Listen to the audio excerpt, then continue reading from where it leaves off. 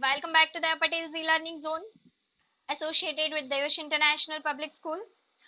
So friends, हम लोगों ने लास्ट लेक्चर तक क्या देखा? Chapter number 1 what is statistics, then after जो कुछ बेसिक से टर्म्स होते हैं, collection of data, how can we collect data और उसकी मेथड्स क्या होती है, उसके फायदे क्या है, उसके गैर फायदे क्या है और अलग अलग मेथड के अकॉर्डिंगली अपने कौन से सोर्स के लिए जा सकते हैं, ये सारी चीजें हमने देखी। अब जो भी डेटा हमने कलेक्ट किया है, now we have to present it, और अब डेटा को हम प्रेजेंटेशन करेंगे।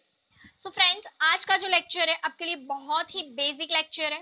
ये बेसिक कॉन्सेप्ट्स अगर आपने अच्छे से लर्न किए हुए हैं, अच्छे से समझे हुए हैं, सो आपको through out the statistics journey आपको कभी प्रॉब्लम नहीं होगा।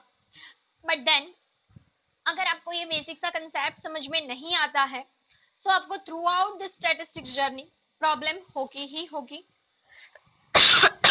सॉरी। सो बेसिकली आज हम लोग chapter number 2 presentation of data के कुछ बेसिक से टर्म्स देखेंगे। इसके अलावा उसमें कुछ चीजें ऐसी हैं जिसको हम डिफाइन नहीं करेंगे, सिर्फ समझेंगे। मैं आपको सिर्फ समझाऊंगी, उसकी डेफिनेशन की हमको जरूरत नहीं है। इवन जो भी डेफिनेशंस आप लोग मेरे बोर्ड पे देख रहे हैं, स्क्रीन पर दिखाई दे रही है, इवन उसकी भी उतनी जरूरत नहीं है। आपको सिर्फ समझना है फ्रेंड्स कि ये चीज है क्या। डेफिनेशन अगर आपको अच्छे से नहीं आती है, नो प्रॉब्लम, आपको 2 या 3 मार्क का लॉस होगा, दैट्स ऑल, मैक्सिमम 2 या 3, उससे ज्यादा कोई लॉस नहीं होने वाला है। बट अगर आप इस चीज को समझोगे नहीं फ्रेंड्स, आपको पूरा लॉस होने वाला है। सो फ्रेंड्स, इसको बहुत अच्छे से समझना। यस, अगेन आई रिपीट कि अगर आपको डेफिनेशंस लर्न नहीं होती, डोंट वरी, बट फिर ऐसा नहीं कि लर्न नहीं होती तो बिल्कुल छोड़ दो, नो। डेफिनेशंस को as it is ditto learn मत करो। बट जैसे कि मैंने कहा वेरिएबल, तो वेरिएबल क्या होता है ये मन से समझ में आना चाहिए। जैसे मैंने कहा एट्रीब्यूट, तो आपको एट्रीब्यूट की भले डेफिनेशन नहीं आती, बट आपको ये समझ में आना चाहिए व्हाट इज एट्रीब्यूट। वैसे आज का थोड़ा लेक्चर आपको ऐसा भी लगेगा जैसे मैं आपको कुछ रिवीजन करवा रही हूँ of the chapter number 1, because जो भी चैप्टर नंबर 1 में आया था वही चीज चैप्टर नंबर 2 में भी आएगी। एंड अगेन मैं रिपीट करूंगी, चैप्टर नंबर 2 हम फ्रेश पढ़ेंगे जैसे हम चैप्टर नंबर 1 पढ़े ही नहीं है। मतलब कि अगर आप चैप्टर नंबर 1 नहीं पढ़े तो चैप्टर नंबर 2 पे उसका कोई इफेक्ट नहीं आएगा। स्टार्ट करते हैं हम वेरिएबल से। What is variable? तो कोई भी ऐसी क्वांटिटी, कोई भी ऐसी क्वांटिटी कि जिसका वैल्यू जो है वेराइज होता है, तो उसको हम कहते हैं वेरिएबल। यूनिट टू यूनिट, जितने भी हमारे पॉपुलेशन के या जो भी सैंपल का हम जिसके भी ऊपर हम स्टडी कर रहे हैं, अगर उस स्टडी में जितने भी अलग अलग वैल्यूज हैं, क्वांटिटीज हैं, उन सब की वैल्यूज अगर unit to unit increase, decrease या चेंज हो रही है, तो हम उस चीज को कह सकते हैं वेरिएबल। से फॉर में बोलूं कि आज का सेल्स, तो आज का सेल्स, कल का सेल्स, हम बोले कि इस वीक के हर दिन का सेल, तो वो सेल क्या होगा फ्रेंड्स? वेरी होगा। डेफिनेटली आज जितना सेल्स हुआ उतना कल नहीं हुआ होगा, उससे पहले भी उतना नहीं हुआ होगा। दररोज हर रोज आपको एक सेम जो डिजिट है वो नहीं मिलेगी कि भाई चलो डेली 5000 के ही गुड्स हमने सेल किए, दिस इज नॉट पॉसिबल। कभी 5000 के भी गुड्स सेल कर सकते हैं, कभी 10,000 के भी कर सकते हैं, हो सकता है कभी बिल्कुल सेल ना हुआ हो, कभी 1,00,000 रुपए का सेल हो जाए, everything is possible. So friends, जो भी ऐसे वेरी होता है। सेकेंड में आपको एग्जाम्पल दे सकती हूँ, लाइक हमारे दिन का temperature, you can see temperature जो आज है कल वही का वही तो रहने वाला नहीं है, क्या होगा? चेंज होगा। अगर आप लोग टेम्परेचर के ऊपर स्टडी कर रहे हो तो आपका डेली का टेम्परेचर आपको क्या मिलेगा फ्रेंड्स? अलग अलग। इसके अलावा मैं आपको और एक एग्जांपल दूं, आपकी मार्कशीट, हर एक सब्जेक्ट के लिए जो मार्क्स होते हैं कि फ्रेंड्स क्या होंगे? वो वैरी होंगे। वैरी मतलब इंक्रीज डिक्रीज, वैरी मतलब इंक्रीज डिक्रीज, समझ में आ रहा है? चेंज, चेंज बदलना मतलब vary. So, a quantity whose value vary from unit to unit of population or a sample, then is called variable. मतलब कि ऐसी quantity की जिसका values इंक्रीज डिक्रीज होता रहता है, अप डाउन होता रहता है, तो ऐसे unit to unit up down होता रहता है, तो उसको हम क्या कहते हैं friends? Variable. Variable is measurable, मैंने नहीं लिखा है बट लिख देते हैं, वेरिएबल इज मेजरेबल, इसको हम मेजर कर सकते हैं। सिंपल, मैंने जैसे एग्जांपल आपको दिया, सेल्स मेजर कर सकते हैं, टेम्परेचर मेजर कर सकते हैं, आपके मार्क्स मेजर कर सकते हैं, एवरीथिंग कैन बी मेजर, आपकी हाइट, आपका वेट, आपकी age, all this is example of variable. समझ में आ रहा है फ्रेंड्स? आप बच्चे जितने भी क्लास में हैं, सबकी एज, सबकी हाइट, सबका वेट वेरिएबल है। सो आपका क्लास चाहे पॉपुलेशन है चाहे सैंपल है, नो प्रॉब्लम, बट आप सब स्टूडेंट उसके यूनिट हो, एक एक यूनिट पे वेट बदल जाएगा, वैराई होगा, चेंज होगा, सो उसको हम क्या कहेंगे फ्रेंड्स? वेरिएबल। नेक्स्ट जो डेफिनेशन है वो है एट्रीब्यूट। तो if an characteristics is vary from unit to unit of a sample or population is not measurable but can be described तो बेसिकली कहना क्या चाहती हूं मैं कि जिस भी चीज है कि जिसको हम मेजर नहीं कर पाएंगे, कैरेक्टरिस्टिक्स उसके बदल रहे हैं, बट जो भी कैरेक्टरिस्टिक बदल रहा है हम उसको मेजर नहीं कर पाएंगे, डिस्क्राइब कर पाएंगे। दैट मीन्स ब्यूटी, मेरी नहीं, किसी की भी, पॉवर्टी, प्रोफेशन, हमारा जेंडर, आपकी जेंडर को मेजर कर सकते हैं? No, it can be describe. Honesty measure की जाती है? नहीं कर सकते। डिस्क्राइब कर सकते हैं, अच्छी है, बुरी है, वीक है, लो है, क्या है, राइट? तो हम उसको डिस्क्राइब कर सकते हैं, whether person is honest or not, ठीक है, whether person beautiful or not। तो जिस चीज को हम मेजर नहीं कर सकते उसको हम कहेंगे attribute.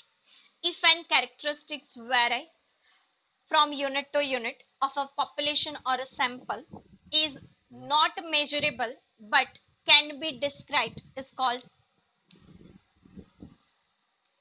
attribute। Clear friends? Hope so attribute आपको समझ में आ गया। एट्रीब्यूट मतलब क्वालिटी एंड वेरिएबल मतलब quantity. Hope so you are able to understand the difference between variable and attribute। Variable मतलब we can count, समझ में आ रहा है? जैसे इस पेन की ink, I can not measure this but I can describe। जैसे ही लिखना थोड़ा लाइट हो जाएगा, I can say कि इसमें इंक लो हो रही है। कोई भी चीज की क्वालिटी है हम मेजर नहीं कर सकते, हम उसको हमेशा क्या कर सकते हैं? डिस्क्राइब कर सकते हैं। कोई सुंदर है या नहीं, we can't measure। कोई ऑनेस्ट है या नहीं, we can't measure। What is your profession? We can't measure, we can describe। So friends, जिस भी चीज को अपने मेजर नहीं कर सकते वो सारी चीजों को हम एट्रीब्यूट कहते हैं। आगे चल के यही हमारे लिए क्वालिटेटिव डेटा बन जाएगा और वेरिएबल हमारे लिए न्यूमेरिकल डेटा बन जाएगा। Is it clear friends? Okay, next definition is a discrete variable. Variable के दो टाइप होते हैं, discrete and continuous. Now what is discrete friend? तो अगर कोई वैल्यू ऐसी है, कोई एक वेरिएबल ऐसा है कि जो सिर्फ फाइनाइट वैल्यू अज्यूम कर सकते हो आप उसके लिए, या काउंटेबल वैल्यू को अज्यूम कर सकते हो, तो that is called discrete variable. Simple language में डिस्क्रीट मतलब विदाउट पॉइंट, फ्रैक्शन नहीं आना चाहिए। डेफिनेशन अगर डिफाइन करो तो a variable which assume only finite or countable numbers is called discrete variable। Clear? Now what is continuous variable? A variable is capable enough to assume any value of between two interval, point वाली, fraction वाली, कैसी भी कोई भी value को जो calculate कर सकता है, अपने आप में समा सकता है, तो उसको बोलेंगे हम continuous variable. So friends, there are two types of variable. First one is a discrete and second one is continuous.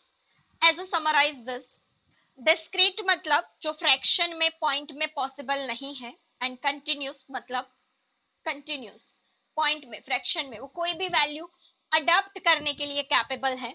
A variable which capable for assuming any values between two interval is called continuous variable.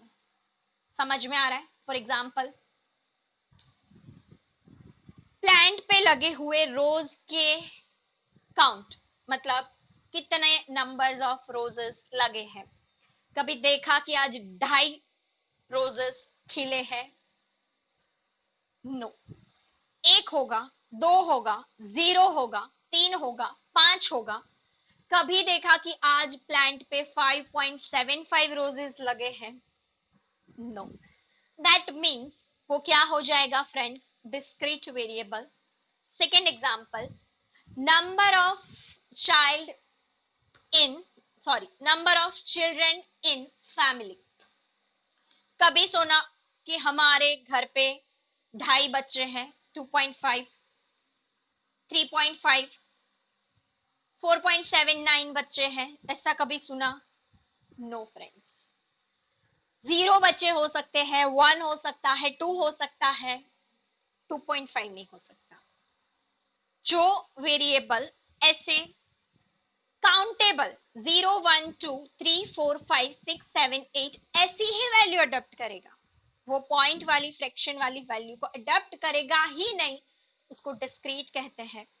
Number of accident on road, बोलो क्या है ये? Discrete है या continuous? कभी सुना 1.5 accident, 2.5 accident, 9.75 accident? No friends. तो वो हमेशा 0 एक्सीडेंट, 1, 2, 3, 4, 5 एक्सीडेंट हमेशा नंबर्स में होंगे, होल नंबर्स में होंगे, तो उसको हम कहेंगे discrete variable. Hope so you are able to understand discrete variable. Friends, continuous variable कोई भी वैल्यू को अडॉप्ट कर सकता है. मेरा टेम्परेचर, बुखार आता है तो मेजर करते हैं ना, वही वाला पॉइंट में आ सकता है डेफिनेटली. कभी 98.5 आता है, कभी 99.5 आता है, 100 के ऊपर जाता है तो फिर उसको बुखार कहते हैं. सो 98.5, 98.79 ऐसा ऐसा रहता है हमारा नॉर्मली टेम्परेचर. दिन का टेम्परेचर वो भी पॉइंट में आता है फ्रेंड्स. फिर आपकी हाइट पॉइंट में आ सकती है, आपका वेट डेफिनेटली पॉइंट में आ सकता है. तो ये सारे जो भी मैं आपको बता रही हूँ वो एग्जांपल है कंटिन्यूस वेरिएबल का, कि जिसका पॉइंट में आंसर आ सकता है, जिसका आंसर पॉइंट में पॉसिबल है, उस चीज को क्या कहेंगे हम? Continuous variable. That means continuous variable is capable enough for assuming any number between two interval is called continuous variable. Hope so you are able to understand. Quick revise करवा रही हूँ. क्या पढ़ाया? फर्स्ट पढ़ाया वेरिएबल, ऐसी quantity के जिसका value up and down होता रहता है, विच कैन बी मेजर, तो उसको क्या कहेंगे? वेरिएबल. सेकेंड पढ़ाया एट्रीब्यूट. एट्रीब्यूट मतलब ऐसे जो कैरेक्टरिस्टिक्स वेरी करते रहते हैं but which can not be measure but which can be described is called attribute. उसके बाद वेरिएबल के दो type, continuous and discrete. Discrete मतलब विदाउट पॉइंट, कंटिन्यूस मतलब पॉइंट वाला कोई भी. क्लियर? उसके बाद जो है वो है डेटा. डेटा आप ऑलरेडी चैप्टर नंबर 1 में पढ़ चुके हो, वही डेफिनेशन लिखो, बेस्ट है. एक डेफिनेशन लर्न करिए, बार बार डेटा थोड़ी अलग हो जाएगा. डेटा मतलब सिंपल अ सेट और अ कलेक्शन ऑफ ऑब्जर्वेशंस. आप जो भी स्टडी कर रहे हो उसमें से जो भी रिजल्ट्स मिले हैं उन सबका सेट, उसका कलेक्शन, तो उसको क्या कहते हैं फ्रेंड्स? डेटा. डेटा के ऊपर मैं ज्यादा वक्त जाहिर नहीं कर रही बिकॉज ऑलरेडी मैं फर्स्ट चैप्टर में अच्छे से आपको डेटा क्या होता है ये समझा चुकी हूँ. देन आफ्टर डेटा दो टाइप के होंगे, numerical and qualitative. So friends, what is numerical data? तो न्यूमेरिकल डेटा मीन्स सिंपल, जो भी डेटा, जो भी ऑब्जर्वेशन है जो अज्यूम करता है न्यूमेरिक डिटेल, तो उसको कहेंगे हम न्यूमेरिकल डेटा। बट जो भी अज्यूम करता है एट्रीब्यूट्स, तो उसको हम कहेंगे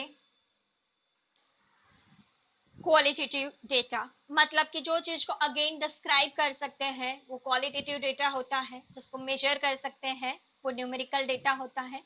न्यूमेरिकल डेटा को आप क्वांटिटेटिव डेटा भी कह सकते हो। होप सो आपको समझ में आ गया होगा डेफिनेशंस। लर्न करो, बहुत अच्छा है। नहीं होती लर्न, ट्राई करो, try and try you will success. फिर भी नहीं होती, सिर्फ मीनिंग याद रखो, डिफाइंस मत करो, बट कुछ तो करो। पढ़ रहे हो तो एटलीस्ट थोड़ा मन से पढ़ो, मीनिंग समझ में आएगा, डिफाइन भी हो जाएगी, मीनिंग समझ में आएगा, सम भी आएंगे। अगर आपको मीनिंग समझ में नहीं आया, सम भी नहीं आएंगे और मार्क्स भी नहीं आएंगे। समझ में आ रहा है? क्लियर? सो होप सो आपको इतना समझ में आ गया है। Let's move on to the next part of this video, that is classification of data. So friends, जो भी क्लासिफिकेशन होता है डेटा का, वो अब बहुत ही जरूरी, आपका जो भी टॉपिक मैं बोल रही थी आपको कि इस लेक्चर में मैं आपको एक इम्पोर्टेंट कंसेप्ट पढ़ाने वाली हूँ जो आपके सम के लिए बहुत जरूरी है। सो वो अब हम देख रहे हैं। आप लोगों ने स्क्रीनशॉट तो लिया ना? नहीं लिया? वीडियो को बैक करो और ले लो। तो फ्रेंड्स, जो भी अभी हम पढ़ेंगे वो आपको सम के लिए बहुत ज्यादा इंपॉर्टेंट होने वाला है। अगर वो चीज आपको अच्छे से आ गई तो डेफिनेटली आप सम्स जो है कोई भी सम कर पाओगे। बिकॉज जनरली क्या होता है, आपको बहुत लोगों ने ऐसा बोला होगा कि स्टैटिस्टिक्स में तो फॉर्मूला आते हैं, फॉर्मूला लर्न हो जाते हैं ना तो सारे सम्स आते हैं। बट बिलीव मी फ्रेंड्स, ऐसा नहीं होता है। फॉर्मूलाज कर लोगे तो सम आ जाते हैं, ऐसा कुछ नहीं होता। बिकॉज फॉर्मूला रटने के बाद कौन से फॉर्मूला कहाँ यूज करने ये भी पता होना चाहिए। तो उसके लिए ये वाला कंसेप्ट बहुत जरूरी है, खास ध्यान से पढ़ना।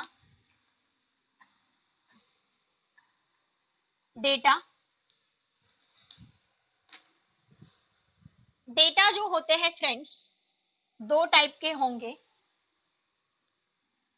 फर्स्ट होंगे कुछ अनक्लासिफाइड, या जिसको हम अनग्रुप्ड डेटा बोलेंगे।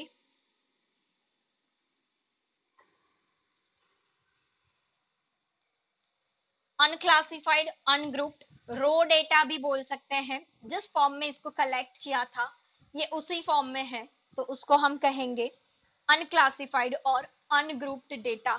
लाइक ये कैसे होते हैं? 41, 23, 45, 26, 39 एंड 40।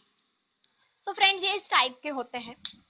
ये चीज क्या है आपको नहीं पता, क्लासिफिकेशन कुछ नहीं है, just it may be someone's weight, it may be someone's age, it may be someone's height, anything.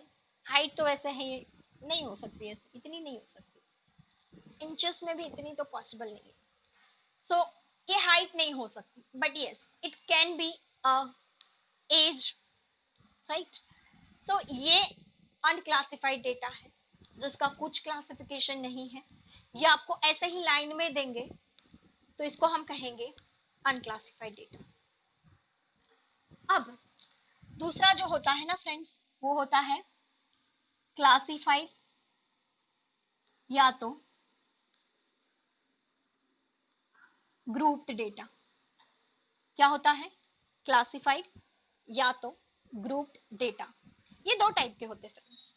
Number one, quantitative,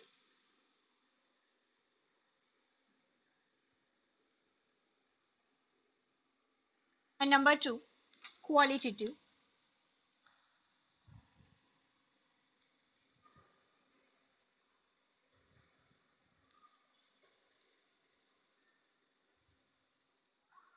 ठीक है फ्रेंड्स। सो जो क्वांटिटेटिव डेटा है, अगेन उसके दो टाइप होते हैं।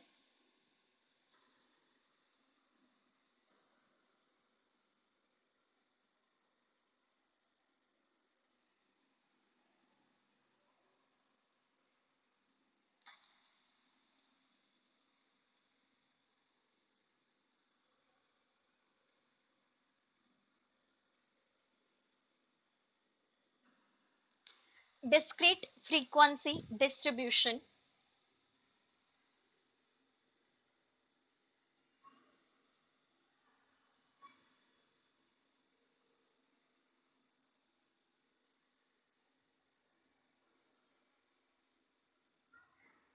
and continuous frequency distribution. Qualitative data के भी दो टाइप होते हैं,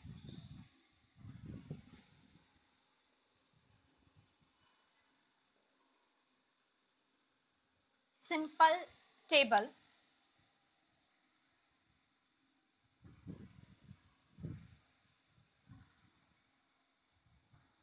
and manifold table. So friends, जो भी क्लासिफिकेशन है वो क्लासिफिकेशन हमारा दो टाइप से है, सिंपल एंड मैनिफोल्ड.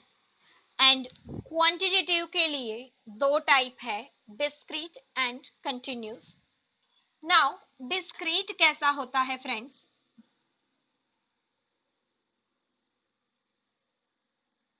x की वैल्यू, f की वैल्यू, मतलब जिसको हम xi fi बोलते हैं, 0 1 2 3, इस टाइप से कुछ वैल्यू है.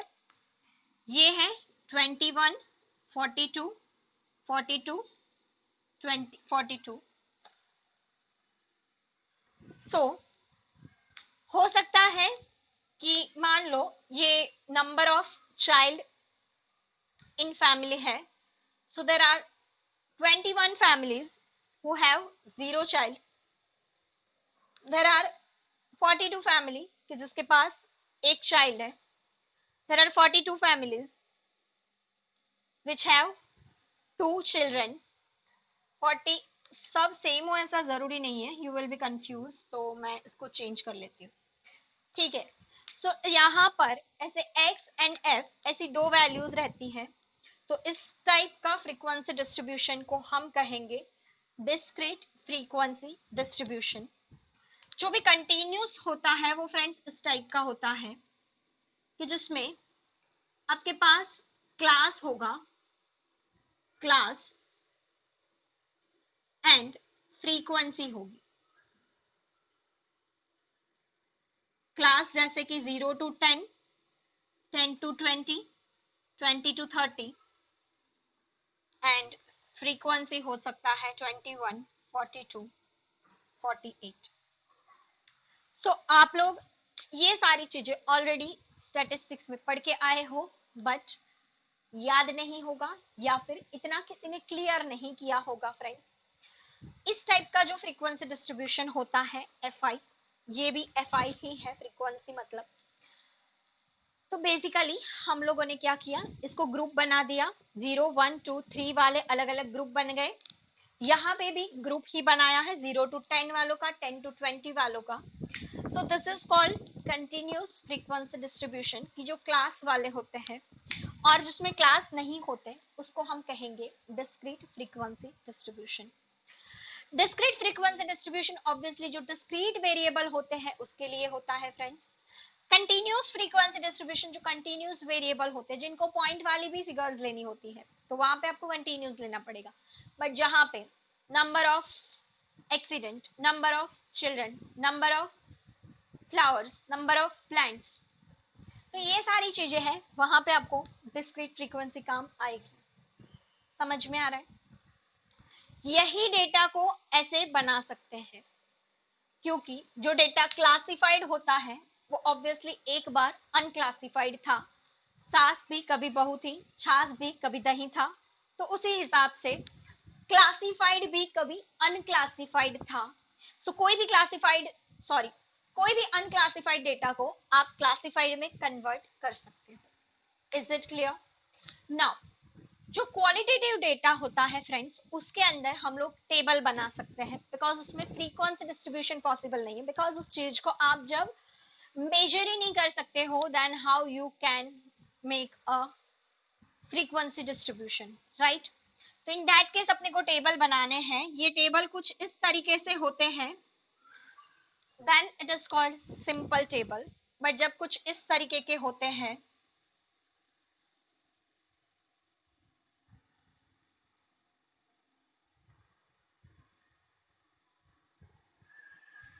Then this is called manifold table.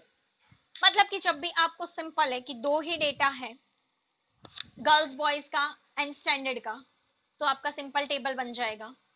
But when data बहुत ज्यादा है, हॉस्टल में रहने वाले बच्चे, हॉस्टल में नहीं रहने वाले बच्चे, उनका अलग अलग स्टैंडर्ड, या मान लो उनकी अलग अलग स्ट्रीम्स है, या उनका मान लो कि क्या बोलते हैं उसको, जेंडर वाइज भी उनका अलग अलग बाइफर्केशन कर रहे हैं, तो काफी सारा अलग अलग बाइफर्केशन जब कर रहे हो तो ऐसा जो भी टेबल बनेगा उसको हम मैनीफोल्ड टेबल कहेंगे। सब कुछ हमारे सिलेबस में है। हम लोग ये वाला फ्रीक्वेंसी डिस्ट्रीब्यूशन, ये वाला टेबल, सिंपल वाला एज वेल एज मैनीफोल्ड, सभी टाइप के टेबल इसी चैप्टर में सीखेंगे। Is it clear? अच्छा, जो भी क्वांटिटेटिव डेटा है उसका हम लोग ग्राफ में भी प्रेजेंटेशन कर सकते हैं। सो टोटली इस वाले चैप्टर को टोटली 3 पार्ट में डिवाइड किया है। फर्स्ट जो पोर्शन है वो है पूरा फ्रीक्वेंसी डिस्ट्रीब्यूशन के ऊपर, सेकेंड जो पोर्शन है वो पूरा है टेबल के ऊपर, एंड थर्ड पोर्शन जो पूरा है वो है ग्राफ के ऊपर। So we can present data by frequency distribution, else you can present in table means tabular method में से, else you can present in graphical method. So which type of data, वो पहले आपका सवाल रहेगा। then after you can decide कि आपको कौन से प्रेजेंटेशन मेथड के हिसाब से जाना है। यहाँ पर एक बात तो कंप्लीट हो ही गई है, आप लोगों को समझ में आ ही चुका है कि जब भी क्वांटिटेटिव डेटा है लाइक न्यूमेरिकल डेटा है, in that case you have to be you have to go with frequency distribution, but whenever you have qualitative data then you have to go with tabular form. Is it clear friends? समझ में आ रहा है? So friends, आज के lecture में हम लोगों ने क्या देखा उसका हम एक क्विक रिवीजन ले लेते हैं। हम लोगों ने देखा वेरिएबल, देन देखा एट्रीब्यूट, देन उसके टाइप्स, फिर देखा data, numerical data, qualitative data. उसके बाद डेटा कितने टाइप के, 2 टाइप के, अनक्लासिफाइड, क्लासिफाइड। क्लासिफाइड भी कभी अनक्लासिफाइड था, जैसे कि समझ जाओ, क्लासिफाइड डेटा 2 टाइप के होते हैं, क्वांटिटेटिव, क्वालिटेटिव। क्वालिटेटिव में 2 टाइप के टेबल, सिंपल एंड मैनीफोल्ड। अच्छा, आप लोग बोलोगे ये सब हमको करने का, ऑब्वियसली ये सारी चीजें इसी तरीके से आप एग्जाम्पल के साथ लिखोगे, जिससे क्या होगा, एक टाइम पे दिमाग में से निकल जाएगा कि डिस्क्रीट क्या होता है। बट ये वाला जो है ऐसा एग्जाम्पल याद माइंड में आसानी से रह जाता है, जिससे कभी आप नहीं भूलोगे कि डिस्क्रीट फ्रीक्वेंसी डिस्ट्रीब्यूशन कैसा होता है एंड कंटिन्यूस फ्रीक्वेंसी डिस्ट्रीब्यूशन कैसा होता है। Clear friends? आज के लेक्चर के लिए इतना रखते हैं, बाकी के लिए नेक्स्ट लेक्चर में मिलते हैं। नेक्स्ट लेक्चर में मोस्ट प्रोबेबली हम सीधा मूव करेंगे ऑन सम्स, मतलब 2.1 पर।